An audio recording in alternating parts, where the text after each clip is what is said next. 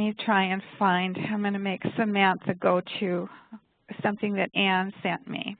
Alt tab, inbox dash Microsoft Outlook, Alt tab, WebEx meetings. And for those of you who don't know, Samantha is the name of her screen reader. It's her voice. Curriculum development, Alt tab, curriculum development specialist meeting dash Alt tab, inbox dash Alt tab, WebEx meeting center, Alt tab, Microsoft Word, Alt tab. Pages from Chapter 2.pdf-Adobe Reader. Pages from Chapter Okay, this is a table, and it does a pretty good job with this one, but it's mostly language-based. It's a table from an article from a legal brief on the Enron debacle, and it has to do with some of the things that have happened since and some of the findings. And it's language-based, and it's not too bad a table about some of the findings after the fact. So let me turn her up here, and you can listen to, it's pretty good. Hang on, I'm going to put it up at the top. Pages from Chapter 2.pdf. Enter. Pages from Chapter 2.pdf Part 1, the accounting cycle for a service business, analyzing business transactions 50. Table with 1 column and 2 rows, cash account, cash transaction left, parent right, parent left, parent the right, parent This isn't the good one. This is the accounting table.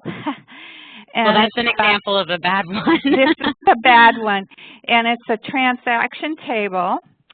It's from an accounting ledger, and it is from cash transactions, both deposits and withdrawals. And I couldn't make heads or tails of this because it wouldn't say the minus sign. It's full of parentheses, and it wasn't prepared at all for anybody that has a screen reader. You really have to be sighted to make sense of this because it wouldn't even read correctly. So you'll get this in an instance. It doesn't even read across, okay? Cash transaction left, parent right, parent left, parent the right, parent 90,238,000 balance, transaction left, parent the right, parent 52,000, 22,000 balance, transaction left, parent F right, parent 50,000, 18,000 balance, transaction left, parent G right, parent 58,000, 21,250 balance, transaction left, parent I right, parent 56,750. 21,875 balance, all this is parent L right, parent 54,875. It's just a list in numbers, and there's no context at all. Parent right, parent 53,375. 20 there, parent right, parent. Yeah, there's no context. There's no even what table this is being read from. It wasn't prepared well at all for that. But let me see. I'm going to turn this down. I'm going to try and find the one from Enron because it was a pretty good table. So a good table might have well, obviously a title, but maybe a brief introduction as well in terms of what the table is communicating. Yeah, there wasn't much of an introduction for this either because I gave it a good shot. Pages from Chapter 2.pdf-Adobe Reader. Pages from Alt tab. One reminder, Alt tab. Curriculum Development Specialist, Alt tab. Inbox, Alt tab. WebEx Meeting Center, Alt tab. Microsoft Word, Alt tab. Desktop, Alt tab. Balance for Alt tab. Table.pdf-Adobe Reader. Okay, let's try this one. Hang on. Enter guilty breach of securities and okay, this is the good one. Okay. Try this one. Table.pdf, the company's history of violations, its cooperation in the investigation, The effectiveness of its compliance program left parent often called an ethics program right parent, and the role of senior management in the wrongdoing. Corporate managers found to have masterminded any criminal activity must be sentenced to prison time. 4 Figure 8.1 is a summary of the current penalties for federal crimes under a U.S. Supreme Court decision in 2005, U.S. v. Booker. Judges may only use the guidelines as just that. Guidelines, the sentencing ranges are no longer mandatory for judges. 5 Going outside those ranges, however, is carefully reviewed by appellate courts. 6 Federal judges can consider only the evidence presented at trial and may not consider evidence of previous convictions, but not evidence that has not been proven at trial. See, that's very clear. There's all these laws, there's all these rulings, and they're all in a table. So, and if the quality of Samantha's voice is excellent. She mispronounces every once in a while, but that's okay. I can get that information. So there's an indication where a table has been very well prepared for the blind reader. Well, Susan, that's really interesting actually to be able to hear it, because it definitely gives a whole new perspective in terms of when we're designing these materials. We have to dig into the 508 compliance stuff on PowerPoint, but just in the closing thought, what would you ask instructional designers to kind of keep in mind when they're designing materials that serve individuals using screen readers? Well, I think it's important to realize that we're in the world of universal design and learning and teaching. And there are crossover applications. There are screen readers now that are Read Please is very low cost, and we have it on all our computers at Bellevue College in any of the labs in the library. So, I mean, people with specific learning disabilities, people who are ESL, you know, if we design products and things that are meant for mandatory learning in classes, it's not just blind people that can benefit. We can increase our students' knowledge base and baseline learning with products that help everybody. But more significantly, you know, how would it be for people to realize that people like myself in this world can't go to a bookstore and just pick out any book that they would like to read? I mean, it's really, it's getting better, but still, that's a reality for many of us. And I think, you know, the technology exists, and it needs really to be understood that it's more than a compliance issue. The spirit of the law is the spirit of the law. It's the right thing to do. There are so many people in this world that are gifted and bright. I had the privilege and the pleasure to go to the International Conference on Disability and Diversity last month, and I met 2 blind men that were just brilliant. One was from Nepal originally, and one from India. And the man from Nepal didn't have the right to an education until he was 12 years old, and now he is working in Japan and has his doctorates from the School of Economics in Tokyo, and he's working for the World Bank and the World Health Organization. He's the most brilliant individual I think I've ever met in my life. You know, there are brilliant people out there that just haven't had opportunities.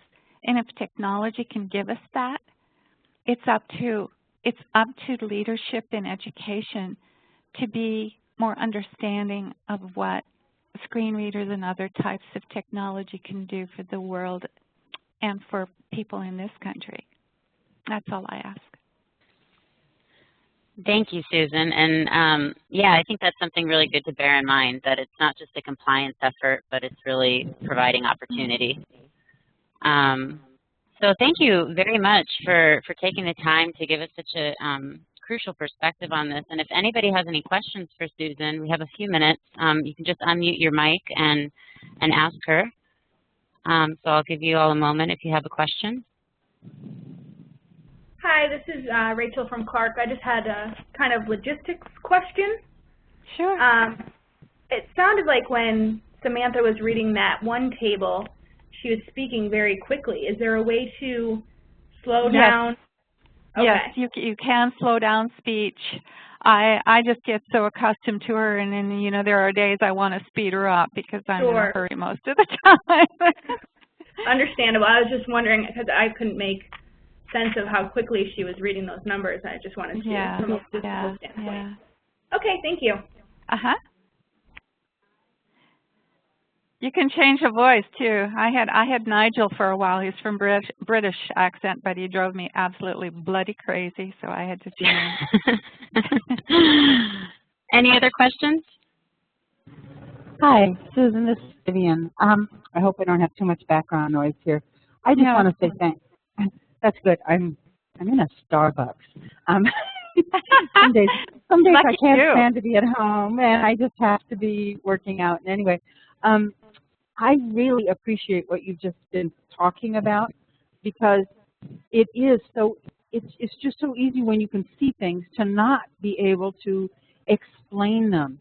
And I remember when things were a lot less visual, there were a lot more words. Textbooks were much more all pages of words.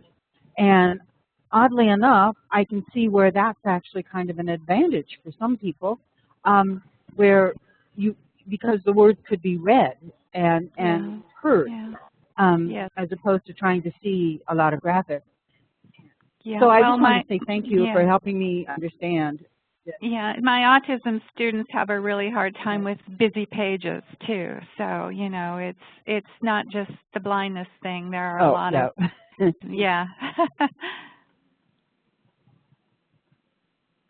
What about languaging things, the type of words used? Is there, in technical writing, for years they've been moving more toward trying to come up with standard phrases, English phrases, especially since so many things are translated. Do you have a preference for materials like that? Is there something that not really we should think about in that regard? Language evolves all the time. I don't personally have much of a problem with that. I don't know if other people would, but, you know, we're changing all the time, and I think as human beings we kind of have to morph along with that. Okay, yeah. I was thinking more like people with ESL students and things like that, if you had worked with any of them that were... I do work with some of them, but, you know, gosh, you know, I think some of their language seeps into our language as well. So, gosh, it's a conundrum. Yeah. It truly is. I mean, they're learning language at all levels, and with the global kind of impact on technology, I think we're all kind of faced with, you know, that cross-pollination, if you will. So I think the world of technology, that's not as, I don't think that's as critical because it's such a hybrid kind of instrument of language. Whereas just learning it for cultural purposes and learning the language in general for writing for survival in the country is a totally different matter. I mean, that's my perspective on it. Yes. Because my husband is from Norway, and I mean, though he's lived here in the country for years and years and years, he still maintains his own language and his own community here, and his own citizenship. It's now they're going to dual citizenship, so that's a good thing. But you know, he reads in 3 or 4 different languages, but I know this is long and drawn. I'll tie it up Bo here if I can. He still thinks in Norwegian, and mostly American. He's been Americanized, but he thinks in Norwegian. But technologically, I think he just thinks in technology terms. Mm-hmm. Well, Susan, thank you again for joining us, and we're going to continue with more 508 compliance talk with Roger and about how to make PowerPoint presentations 508 compliant. Susan, feel free to drop off and continue with your, I'm sure, very busy day. And I think Margaret has a really cool little short. I sent her how to make PDFs accessible that she can share with everybody. Yeah, we did get that, and we'll be passing that around as a follow-up. So thank you again, and You're have welcome. a good day, and we really appreciate it. Thank you. Bye-bye. Bye.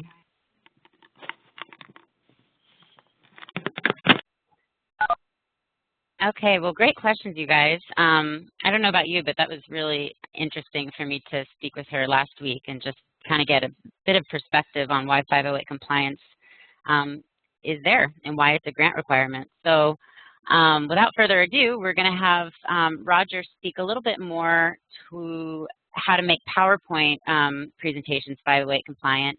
And as Susan mentioned, some presentations are quite difficult for her to understand because they only read the title. So with Roger's tips, we hopefully can make those more accessible to people utilizing screen readers. So Roger, I'll pass the controls over to you. Thanks, Brooke. Yeah, wow, that was really informative. I've been knee-deep in all this 508 stuff trying to learn it all, but makes a little more sense when you have someone who actually uses it and requires those to understand the documents that we're producing. So I'm going to share my screen and give you a little presentation. It's mostly going to be based on the PowerPoint, how to achieve 508 compliance and make it more accessible to the screen readers. So one moment, let me share my screen.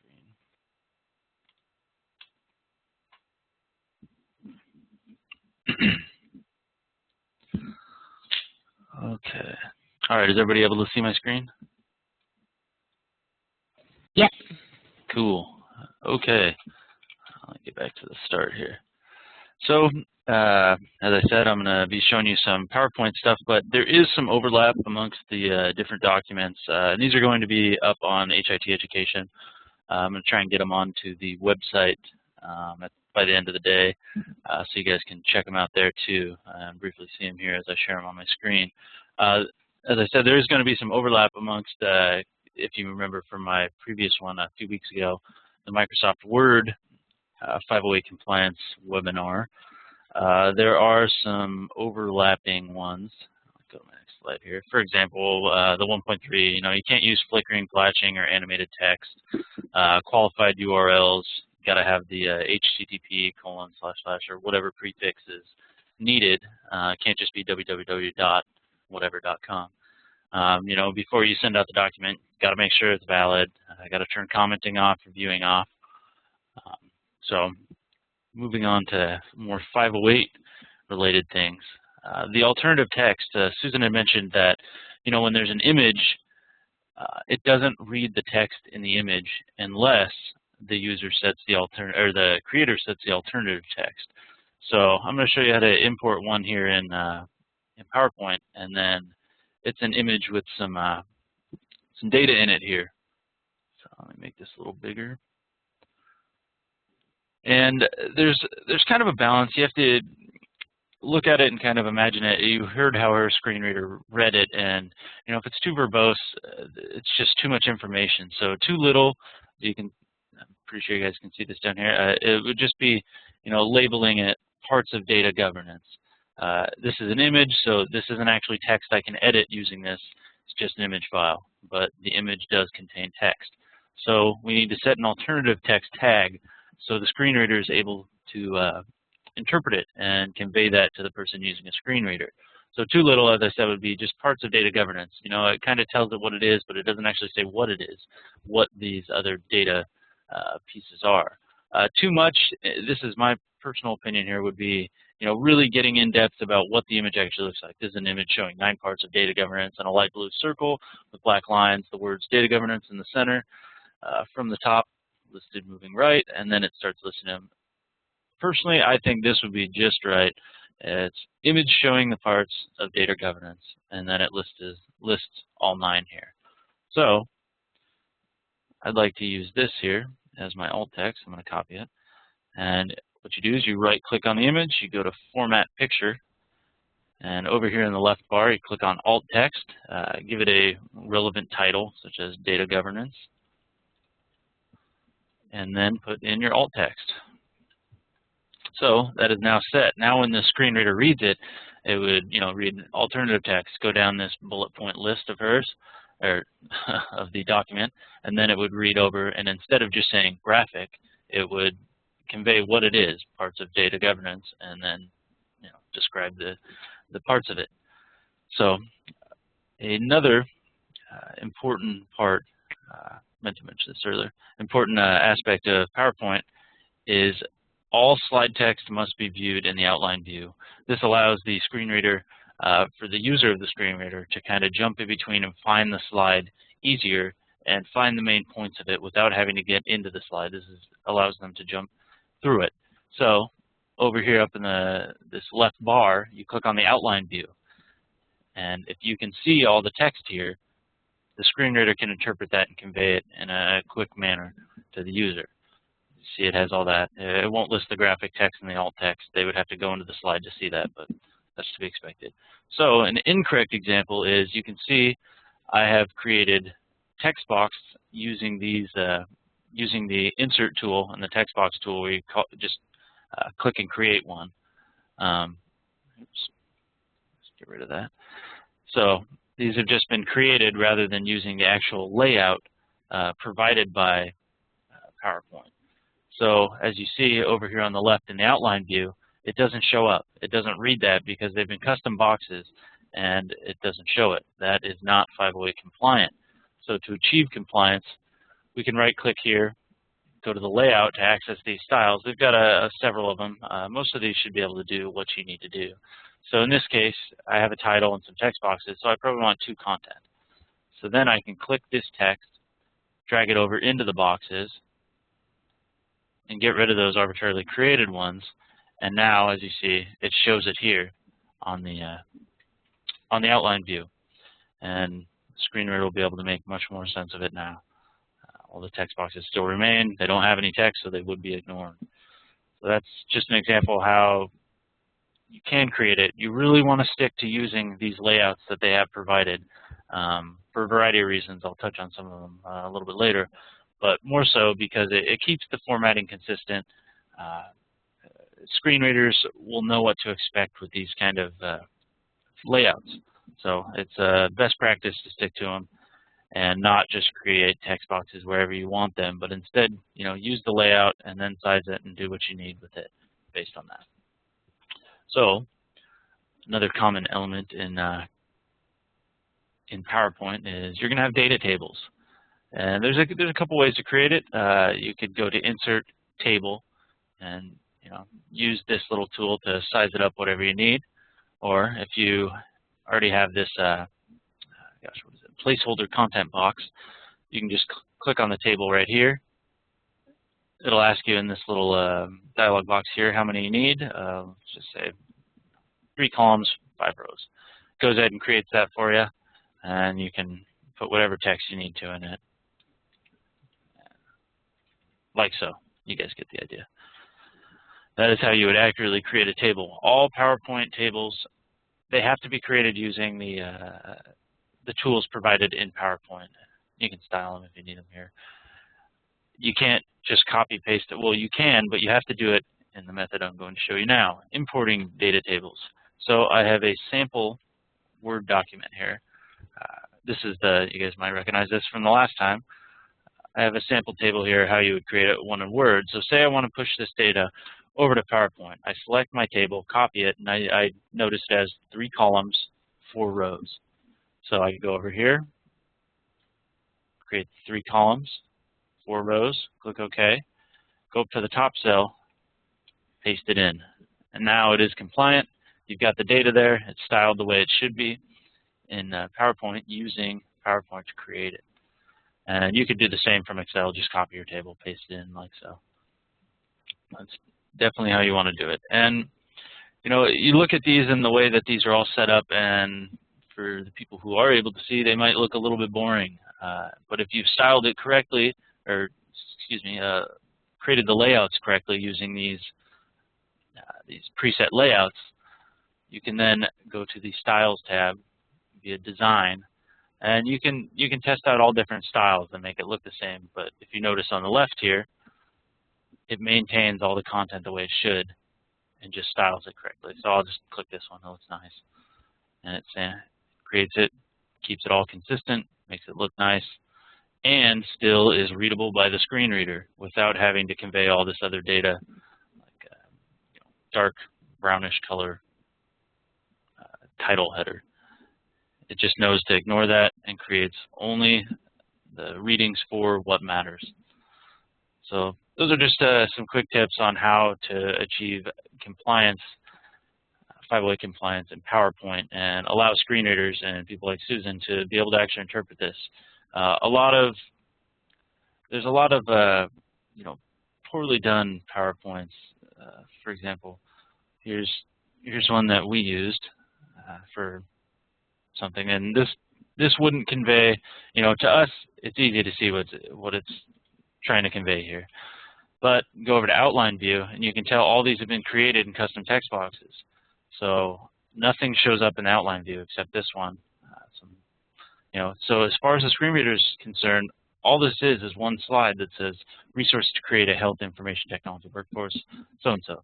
All this other stuff it doesn't get conveyed to the user. So it's really important to follow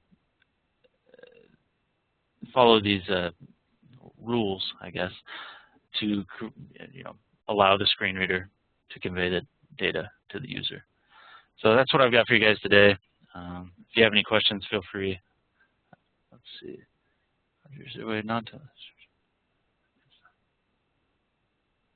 Sorry, I'm reading your question, Brett.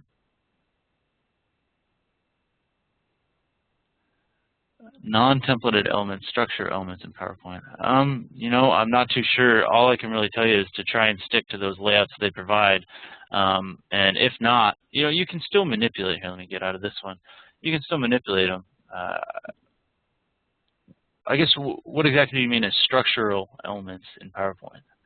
You can unmute and just talk if you like. Yeah, Roger. Just in InDesign, I'm familiar with doing that same structure, etc., from scratch. So, for example, if you started off with information that uses the template, but you might want to drop in an extra image at the bottom that wasn't part of the template, how do you actually add that into that structure or that outline process?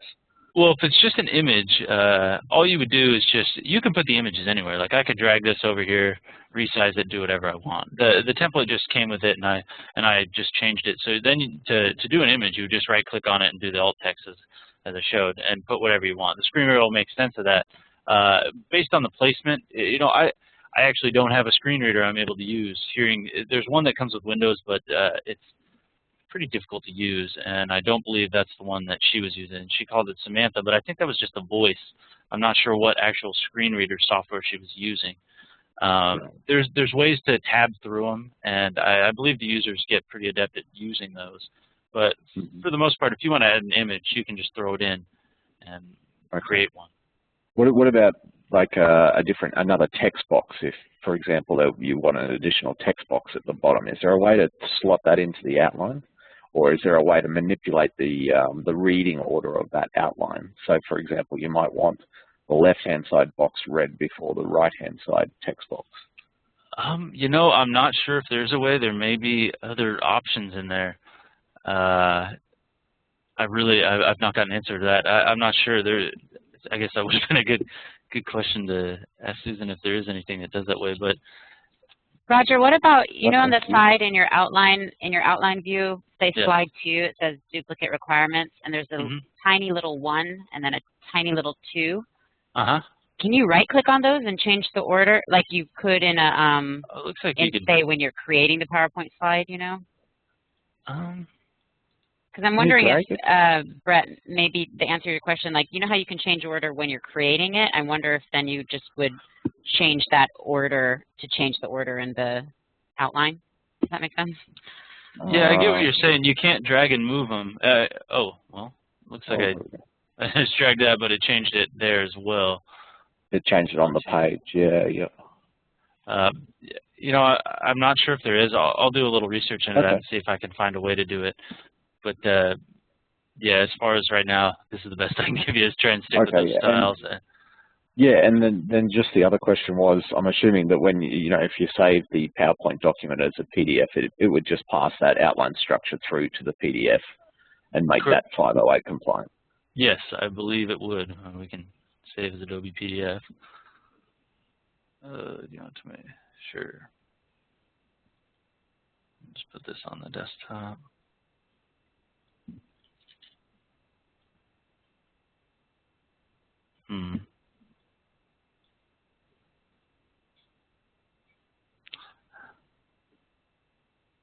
Text annotation. Oh, geez.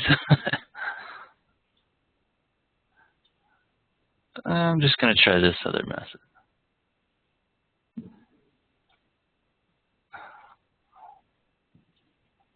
Sorry, give me 1 sec here. I haven't actually tried that. I believe you can just do save as, save it as a PDF. Go to desktop. Also, Roger, while you're doing that, Brett, I think maybe if you experimented when creating the PowerPoint, if you made, for example, when we saw 2 columns of information, if you wanted the right side read before the left, if you make that just physically appear on the PowerPoint first, and then with the next click, you know, you can time it so that the left column will appear afterwards. I think then in the outline it will read it in that order. Just to try. That's just a guess. Yep, so you're talking about the animation sequence. Yeah, the animation sequence might change the order in the outline. Okay. Yep. So this is how it exported out as a PDF. I believe this would all be still readable, and it would still save the alt text. I'm going to have to try and get a screen reader and test it out, but I'm nearly certain it does. Okay. Yeah, not a problem. So just file save as PDF and export. Cool. Thanks for that. Yeah, no problem. Is there any other questions?